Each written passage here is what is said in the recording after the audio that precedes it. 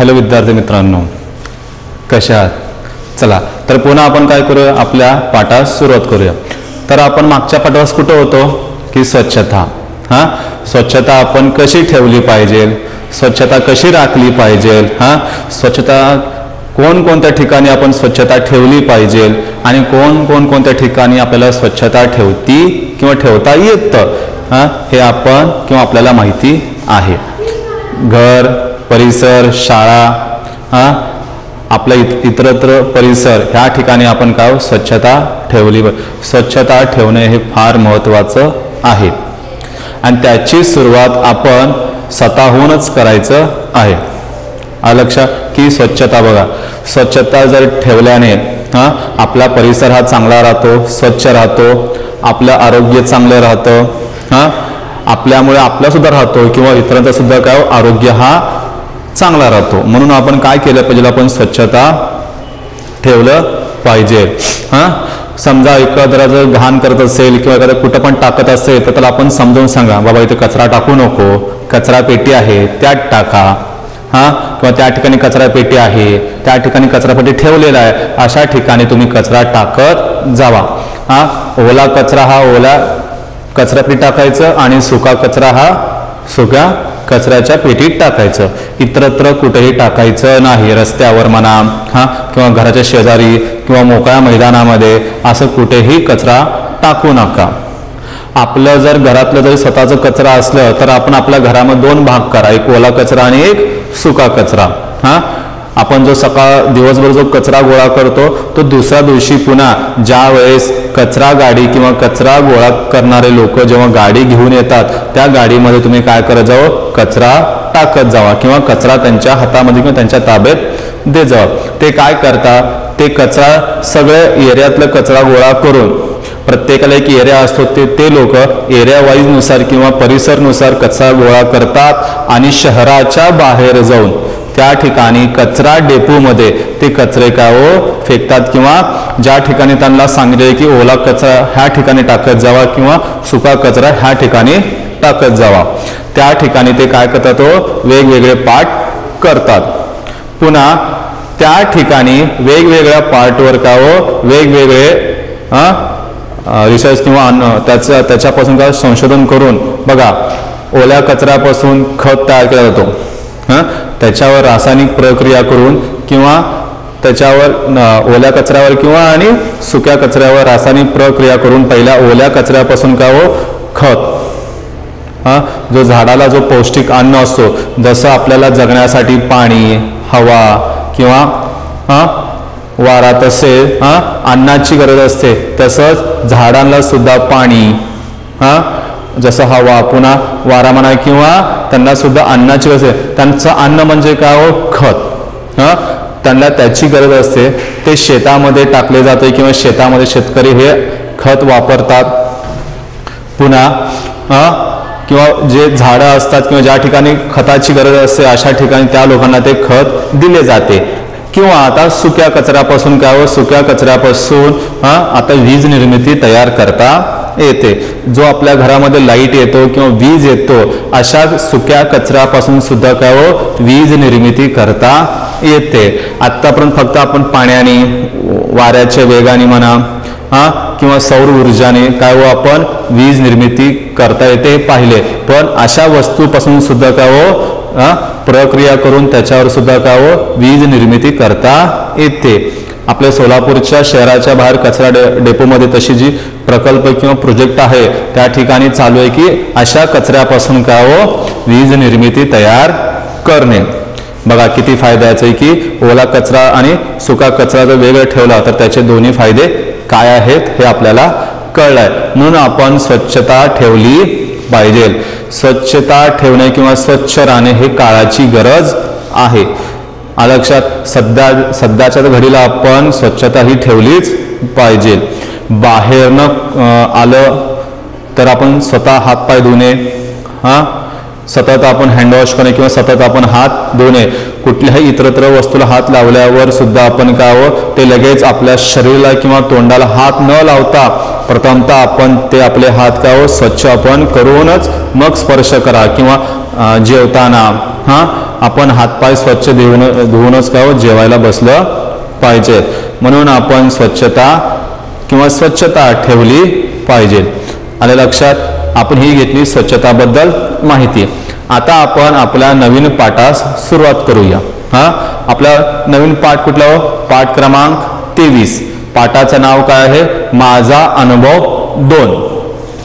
बघा, पाठ क्रमांक 23. पाठ क्रमांक 23 माझा अनुभव 2. क्रमांक 2 आपण मागच्या वेळेस पाहिलंय. आपण मागच्या वेळेस पाठ क्रमांक 18 सुद्धा पाहिलेला आहे. पाठ क्रमांक 18 मध्ये काय होतं की माझा अनुभव क्रमांक 1. त्यावेळेस चंदन, सुमा, रेहाना यांचा अनुभव होता की रेहानाला काय काय अनुभव आले, तिला स्वतःला काय अनुभव आले तिने स्वतःच्या शब्दामध्ये काय सांगितलेले आहे. लक्षात? रेहानाने स्वतःला अनुभव आले किंवा चंदनला भेटायला गेल्यावर, बघा, चंदनला भेटायला गेल्यावर रेहाना व सुमाला काय अनुभव आले, तिने त्या अनुभवाच्या किंवा शब्दाच्या द्वारे तिने तिचा स्वतःचा अनुभव आपल्याला सांगितलेला आहे. आता प्रत्येक अनुभव हा आपल्याला येतो. बघा, आपण कुठे पण असू दे, प्रत्येक वेगवेगळ्या गोष्टीमधनं किंवा एखाद्या परिसरमध्ये दिसणाऱ्या गोष्टीवरनं, डोळ्यावरनं किंवा कानी आपल्याला प्रत्येक ठिकाणी वेगवेगळे अनुभव येतात आणि आपण वेगवेगळे अनुभव घेतले पाहिजे. या अनुभवातूनच आपल्याला काहीतरी शिक्षण मिळतं किंवा ज्ञान मिळतं. जसं शाळेमध्ये बसल्यावर किंवा शाळेमध्ये आल्यावर प्रत्येक विषयाचं किंवा प्रत्येक सब्जेक्टचं ज्ञान आपल्याला हे शिक्षकाद्वारे आपल्याला मिळते. तसेच काही अनुभव असतात, त्या अनुभवाद्वारे सुद्धा आपल्याला काय ज्ञान मिळत जाते. फक्त हा थोडाच भाग आहे की त्याच्यातनं आपल्याला काय घ्यायचं आहे आणि काय घ्यायचं नाही हे आपल्याला लक्षात आलं पाहिजे.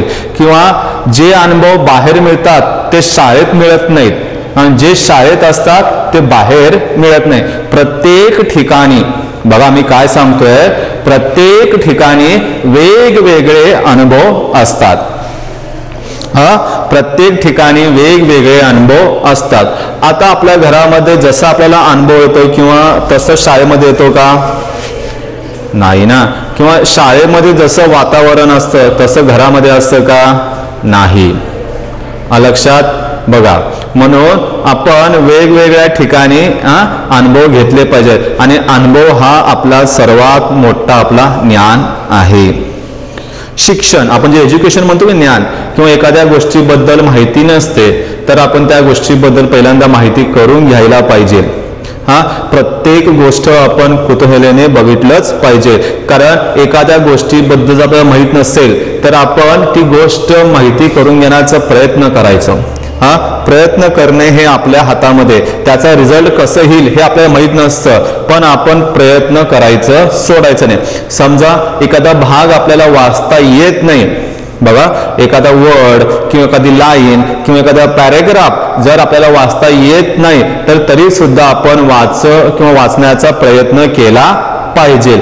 एकदा चुकेल, दोनदा चुकेल, पण निदान आपलं काय चुकलं तर आपण काय चुकल्यावर आपण काय केलं हे आपल्या लक्षात येतं का नाही?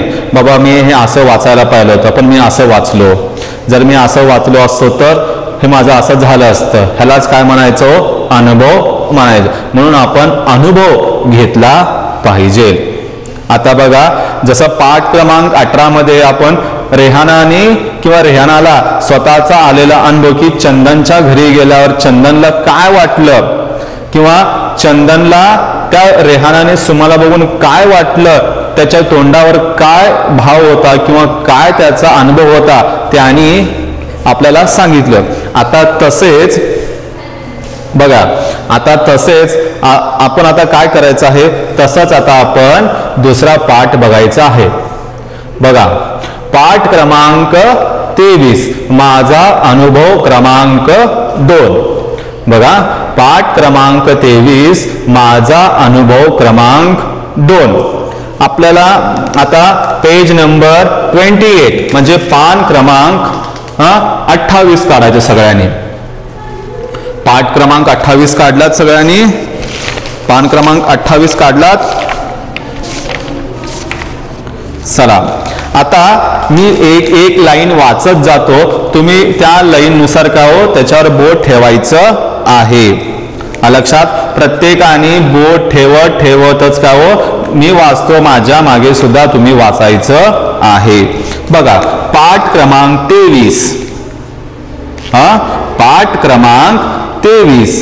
पाठाचं नाव काय आहे? माझा अनुभव. काय आहे? माझा अनुभव क्रमांक 2. आता लाईन बघा. शाळा सुटली, मी घरी आलो, इकडे तिकडे पाहिले तर आई झोपलेली दिसले. आई झोपलेली दिसली. यावेळी ती अशी कधीच झोपत नाही. मी आईजवळ गेलो. आई, तुला बरं वाटत नाही का? असे विचारत मी तिच्या शेजारी बसलो. आईच्या अंगाला हात लावून पाहिला. आईला खूप ताप आला होता. तिचे अंग तापाने फणफणत होते. मी लगेच थंड पाणी घेतले. स्वच्छ रुमाल घेतला. तो थंड पाण्यात बुडवला. मी आईच्या कपाळावर रुमालाच्या घड्या ठेवू लागलो. काही वेळाने आईचा ताप थोडासा कमी झाला. मी डॉक्टराकडे गेलो. त्यांना घरी घेऊन आलो. डॉक्टरांनी आईला तपासले. औषधे लिहून दिली.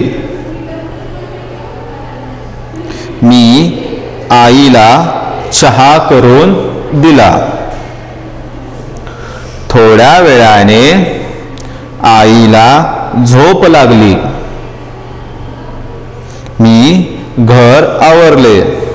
घर स्वच्छ झाडून घेतले. तेवढ्यात बाबा आले. त्यांनी डॉक्टरांनी दिलेले औषधे आणली.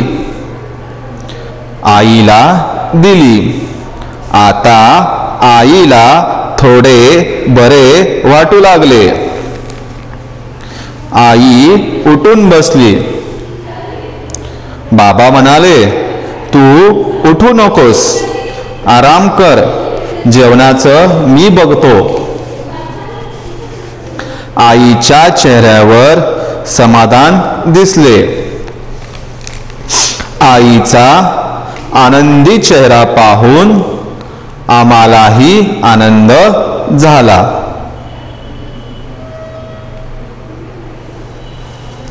लक्षात. आता पुन्हा एकदा आपण हा पाठ वाचायचं आहे आणि पुन्हा एकदा सगळ्यांनी बोट ठेवायचं आहे. लक्षात. चला पाठ क्रमांक 23. माझा अनुभव 2. शाळा सुटली. बघा शाळा सुटली.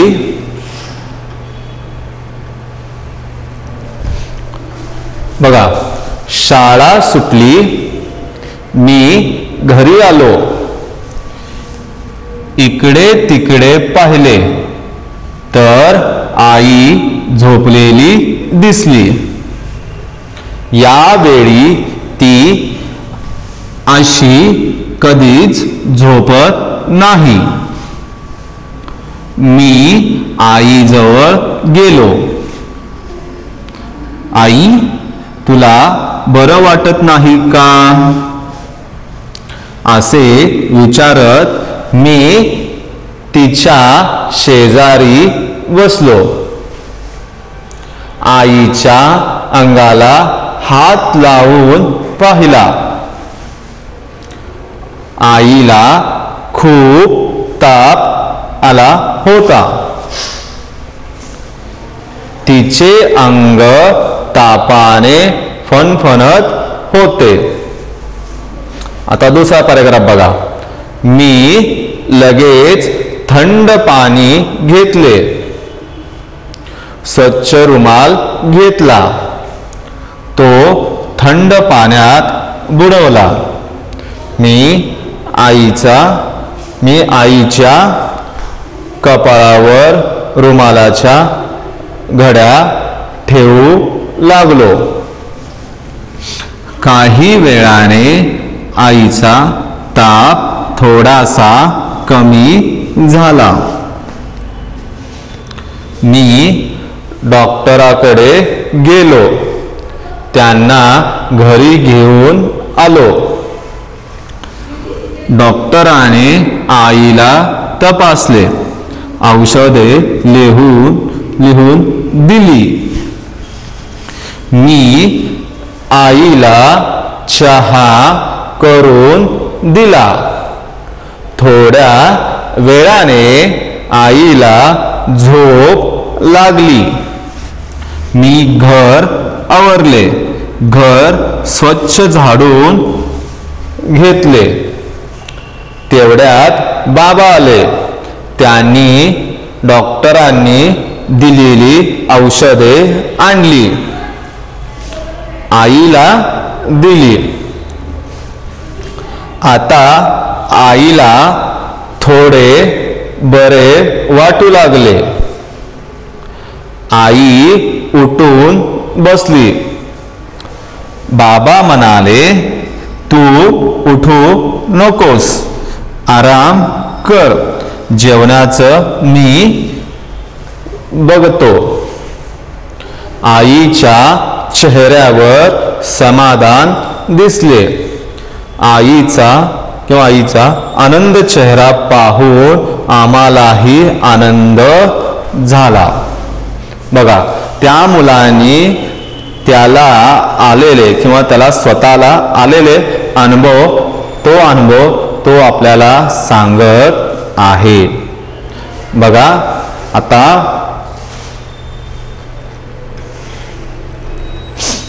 बघा तो मुलगा दिवसभर कुठे गेला? शाळेला गेला. आणि संध्याकाळी आल्यावर किंवा संध्याकाळी शाळा सुटल्यावर तो घरी आला. घरी आल्यावर त्यांनी काय पाहिले? इकडे तिकडे पाहिले तर त्याला त्याची आई दिसली नाही. तर बघा, आपण सुद्धा कधीतरी शाळेतनं घरी आल्यावर इकडे तिकडे पाहतो. जर आई दिसली नाही तर आपण लगेच काय करतो? शोधतो का नाही? तसंच त्या मुलाची सुद्धा काय, शाळा सुटली, तो घरी आला, त्याने इकडे तिकडे पाहिले तर आई दिसली नाही. पुन्हा तो इकडे तिकडे पाहू लागला किंवा शोधू लागला तर त्याला त्याची आई झोपलेली दिसली. बघा, मग तो विचार करू लागला, अरे अशा वेळी तर आई कधीच झोपत नाही. कारण संध्याकाळच्या वेळेस तो घरी आला, इकडे तिकडे पाहिले तर त्याची आई दिसली नाही. पुन्हा तो इकडे तिकडे शोधू लागला, मग त्याची आई झोपलेली दिसली. मग तो विचार करू लागला, अरे बापरे, किंवा अशा वेळी तर माझी आई कधीच झोपत नाही. मग तो काय केला?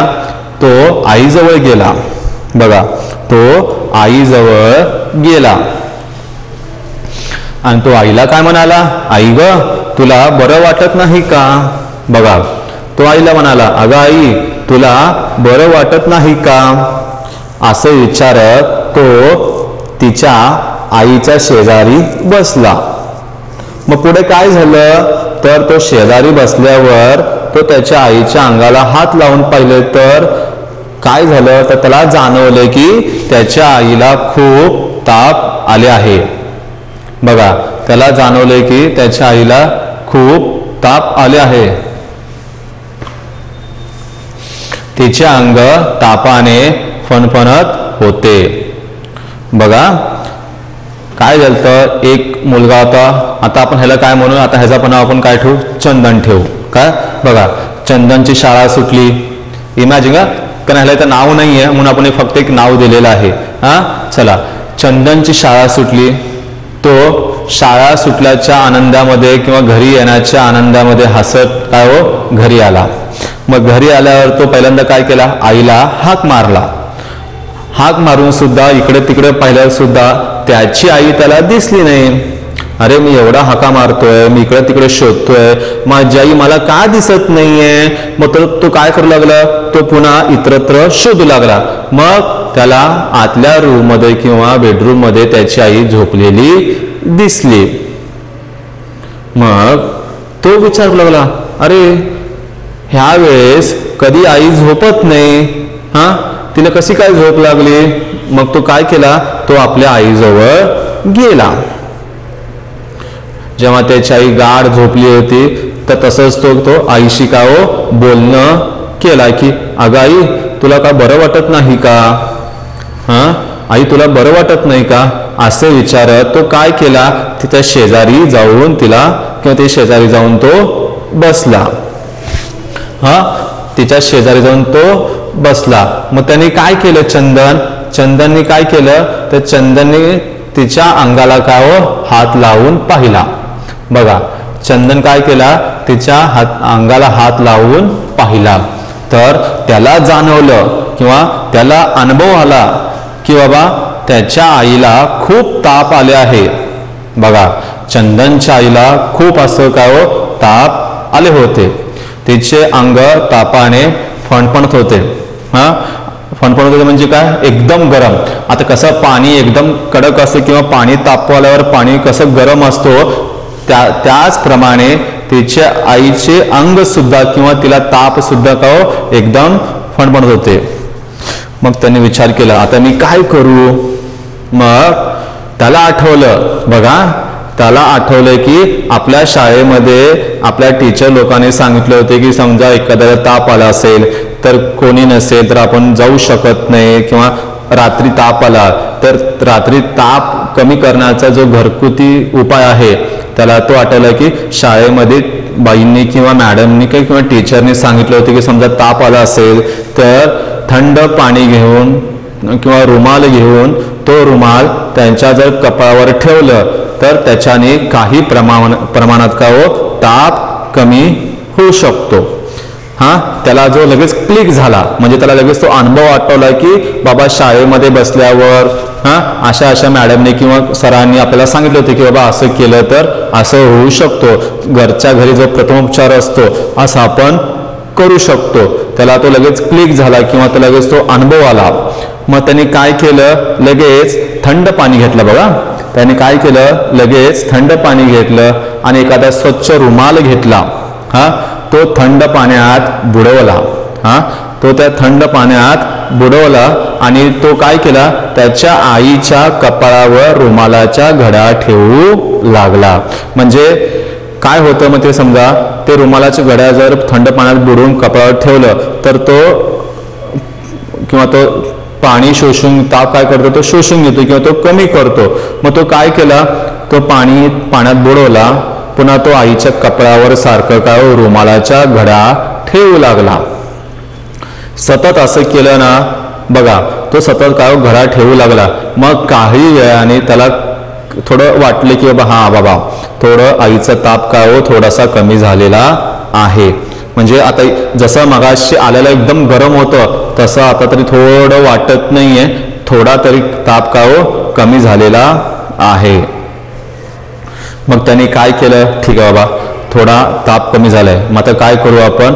मग तो काय केला, तो डॉक्टरांकडे गेला. म्हणजे थोडा आईचा ताप कमी झाल्यावर तो स्वतः काय केला, डॉक्टरांकडे गेला. मग डॉक्टरांकडे गेला आणि कारण तो तर आईला डॉक्टरकडे घेऊन जाऊ शकत नव्हता, कारण आईला चालताच येत नव्हतं किंवा उडताच येत नव्हतं. आई तरी हॉस्पिटलमध्ये किंवा डॉक्टराकडे जाऊ शकत नव्हती. मग त्यांनी काय केलं, तो स्वतः डॉक्टरांकडे गेला आणि त्या डॉक्टरांना घेऊन घरी आला. म्हणजे घराशेजारी किंवा घराच्या थोड्या बाजूला पुढे कुठेतरी क्लिनिक किंवा डॉक्टर असेल, तो त्यांच्याकडे गेला, त्यांना घेऊन आला. मग डॉक्टरांनी काय केलं, तर डॉक्टराने आईला तपासलं म्हणजे काय हो, चेकिंग केलं. बघा, डॉक्टराने आईला तपासलं. मग चेकिंग केल्यावर झाल्यावर त्याने काय केलं, तर त्यांनी आईला किंवा आईचा ताप कमी होण्यासाठी काय हो, औषधे लिहून दिली. बघा, त्याने काय केलं, औषधे लिहून दिली. त्यांनी म्हणले की ही औषधे आणा किंवा ह्या औषधाने काय हो, हा थोडासा ताप किंवा ताप कमी होऊ शकेल. मग डॉक्टर गेले. मग त्याने काय केलं, ठीक आहे बाबा, आता डॉक्टर तर गेले, आईचे अजून तरी थोडं ताप कमी नाही, तरी आपण काय करूया, पाण्याच्या घड्या थोडे ठेवूया. मग तो काय केला, औषधं लिहून दिली. मग नंतर तो काय केला, आई सकाळपासून काय खाल्ली नसेल किंवा दूध पिली नसेल किंवा चहा पिली नसेल म्हणून तो काय विचार केला, ठीक आहे आपण आता आईला थोडा चहा करून देऊया. मग तो काय केला, स्वतः चहा केला आणि आईला चहा दिला. मग पुन्हा थोड्या वेळाने त्याच्या आईला गाढ झोप लागली. काय लागलं, गाढ झोप लागली. मग नंतरनं तो विचार केला, बाबा आता तर आई चहा पिली, आता आई थोडी झोपलेली असेल, तर आपण काय करूया. तर तो काय केला, स्वतःचा जो घर आवरला. म्हणजे सकाळपासून तर आई झोपलेली होती, सगळे इतरत्र सामान काय हो पडलेले त्याला दिसले. मग त्याने काय केलं, स्वतःचं घर आवरलं. किंवा नंतर त्याने काय केला, आता आई तर उठू शकत नाही, मग त्याने स्वतः घर स्वच्छ झाडून घेतले. बघा, चंदन काय केला, पहिल्यांदा स्वतःचं घर आवरला, त्याच्यानंतर स्वतः घर स्वच्छ झाडून घेतले. आपण सुद्धा असंच करतो का नाही. जर घरात कोणी नसेल, तर आईला बरं वाटत नसेल, तर आईला आपण छोटीशी काय मदत करतो, की आपण म्हणतो, आई तू झोप, तू आराम कर, मी झाडू मारतो किंवा मी फरशी पुसतो किंवा मी घर स्वच्छ आवरून घेतो, असं आपण म्हणतो ना. मग तसंच तो चंदन सुद्धा तसंच केला. डॉक्टर चेकिंग करून गेल्यावर तो आईला चहा करून दिला. मग थोड्या वेळाने आई झोपली. मग पुन्हा काय करू लागला, पुन्हा तो स्वतःचं घर आवरला. कारण सकाळपासून इतरत्र सगळे वस्तू हाय त्या ठिकाणी काय त्याला पडलेले दिसले, ते त्याला चांगलं वाटलं नाही. मग नंतर स्वतः घर आवरला. मग ते झाल्यावर घर स्वच्छ झाडून घेतला. बघा, तो काय केला, घर हा स्वच्छ झाडून घेतला. जसं तो केला तसं आपण स्वतः केलं पाहिजे. आपलं स्वतःचं घर आपण स्वतः आवरलं पाहिजे. घरामध्ये आपण काय स्वच्छता आपण ठेवली पाहिजे. मग घर आवरले, पुन्हा घर हा स्वच्छ झाडून घेतला. मग तेवढ्यात काय झालं, तेवढ्यात त्यांचे बाबा आले. मग त्याने बाबांना सर्व गोष्ट सांगितल्या. मग डॉक्टरांनी दिलेले औषधे त्याने बाबांच्या हातामध्ये दिले. मग बाबा बाहेर जाऊन काय केले हो, डॉक्टरांनी दिलेले औषधे आणले आणि आईला दिले. मग थोड्या वेळाने पुन्हा आईला थोडे बरं वाटू लागले. मग तेवढ्यात आई उठून बसली. म्हणजे आईला कळलं की बाबा मला थोडं आता बरं वाटतंय, मग स्वतः आई काय केली हो, उठून बसली. मग तेवढ्यात बाबा काय म्हणाले, तू उठू नकोस, तू अजून आराम कर, जेवणाचं आहे ते मी बघतो. असे बोलल्यावर आईच्या चेहऱ्यावर का हो समाधान दिसले आणि आईचा आनंदित चेहरा पाहून आम्हालाही का हो आनंद झाला. बघा, कारण आता तर आई उठून स्वयंपाक करू शकली असते का, नाही, कारण तिला सक्त का आरामाची गरज होती. कारण अजून पूर्णपणे ताप हा कमी झालेला नव्हता. मग बाबा आल्यावर औषधे आणले, आईला औषधे दिले. मग थोडा तरी बरा वाटला, पण परिपूर्ण अजून आईचा ताप हा कमी झालेला नव्हता. मग तेवढ्यात आईला पण काळजी वाटली, बाबा सकाळपासून जेवले नसतील, आपण स्वयंपाक केला पाहिजे. मग तेवढ्यात बाबा काय म्हणाले, बघ तू उठू नकोस, तू अजून काय कर, रेस्ट घे किंवा आराम कर, जेवणाचं जे आहे मी ते बघतो. म्हणले असतील बाबा ठीक आहे तू आराम कर, आपण जेवण बाहेरनं मागवू, बाहेरनं मी काहीतरी आणतो. मग असे बोलल्यावर आईच्या चेहऱ्यावर का समाधान दिसले आणि आईचा आनंदित चेहरा पाहून मला सुद्धा आनंद झाला आणि बाबाला सुद्धा काय आनंद झाला. बघा, अनुभव म्हणजे माझा अनुभव, त्याला जसा अनुभव आला चंदनला, आता आपण एक नाव दिलं चंदन म्हणून, त्याला जो अनुभव आला तसा अनुभव आपल्याला सुद्धा काय हो येतो. आणि त्या अनुभवामध्ये आपल्याला काय करता आलं पाहिजे. आता बघा, घरी जर कोण नव्हतं, त्याची आई झोपलेली होती, त्याला ताप आलं, मग त्याने काय केलं की शाळेमध्ये सांगितलं की बाबा कपाळावर जर पाण्याच्या घड्या किंवा कापड ठेवलं तर थोड्या प्रमाणात काय हो ताप हा कमी होऊ शकतो. त्याला जर तो अनुभव झाला किंवा तो त्याला आठवण आला म्हणून त्याने काय केलं, लगेच त्याने तो केला आणि थोडासा ताप कमी झाला. डॉक्टर आले, चेक केले किंवा तपासले, औषध दिली. मग आता तर आई पुन्हा उठू शकत नाही, मग तो स्वच्छ घर झाडलं, घर स्वच्छ केलं, घर सगळं आवरलं. हा त्याचा काय हो अनुभव त्याने आपल्याला शेअर केला. आणि ज्यावेळेस आईला थोडा बरं वाटू लागला, आई थोडा हसली, मग हे बघून सुद्धा त्याला काय हो आनंद झाला. हा जो अनुभव आहे हा अनुभव आपण घेतला पाहिजे किंवा हा अनुभव आपल्याला येतो. त्याने काय केलं त्याचा फक्त अनुभव आपल्याला सांगितलेला आहे. लक्षात आपण काय पाहिलं की माझा अनुभव 2. आलं लक्षात. पुन्हा आपण काय करूया, पुढच्या तासाला पुढे अजून पाहूया. थँक्यू.